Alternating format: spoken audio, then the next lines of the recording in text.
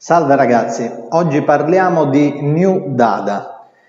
Di cosa si tratta? Come vedete dal termine stesso, New Dada, si tratta della riproposizione di qualcosa di già esistente, cioè il Dada, il Dadaismo. Il Dadaismo è stata una importante avanguardia di primo Novecento e il New Dada, secondo i critici, secondo gli storici dell'arte che hanno coniato questo termine, costituirebbe una sorta di riproposizione degli stilemi, dei modi di fare arte dei dadaisti, dei primi dadaisti.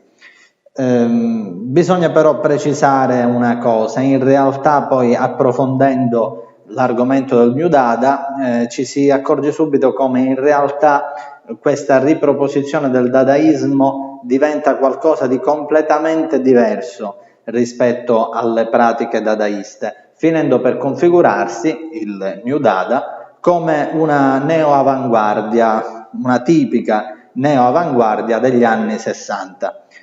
Qual è invece l'elemento che accomuna il New Dada alle altre neo-avanguardie, quindi agli altri movimenti dell'arte contemporanea a livello mondiale, fiorita, alle altre correnti fiorite negli anni 60?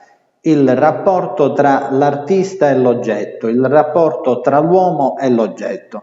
Come sicuramente avrete notato, questo tema era al centro anche dei miei precedenti video, cioè il video sulla pop art, il video sul Nouveau Realisme. Infatti il New Dada va proprio inserito, va proprio letto in comparazione e in contrasto con Nouveau Realisme e pop art. Tutti questi tre movimenti, Nouveau Realisme, pop art, New Dada, si concentrano sul rapporto tra l'uomo e l'oggetto.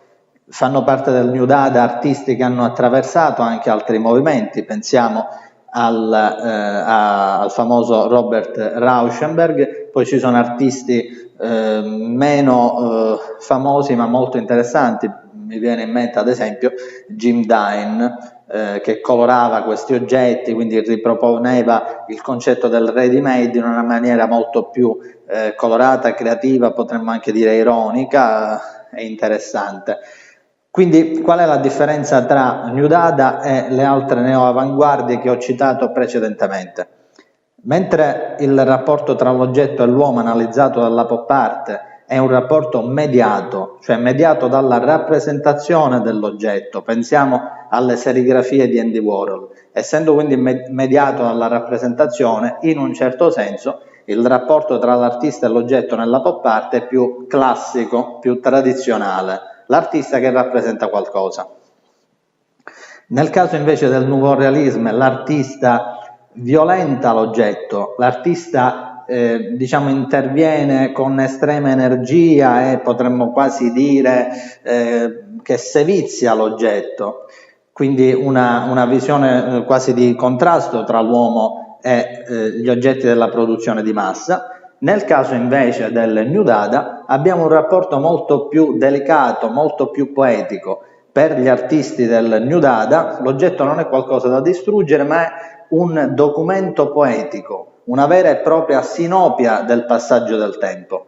Quindi i New Dadaisti vedono appunto l'oggetto come una testimonianza, a parte una testimonianza del passaggio del tempo, anche una testimonianza del rapporto collettivo dell'umanità rispetto al soggetto, non del semplice rapporto tra l'artista singolo individuo e l'oggetto. Da questo punto di vista il loro esempio artistico è davvero molto interessante e magari andrebbe anche riletto alla luce del rapporto che noi oggi abbiamo a distanza di quasi 50 anni, anzi di più di 50 anni, dagli anni 60, il rapporto che noi oggi abbiamo con gli oggetti, con i materiali e anche con il suo contrario, la smaterializzazione digitale.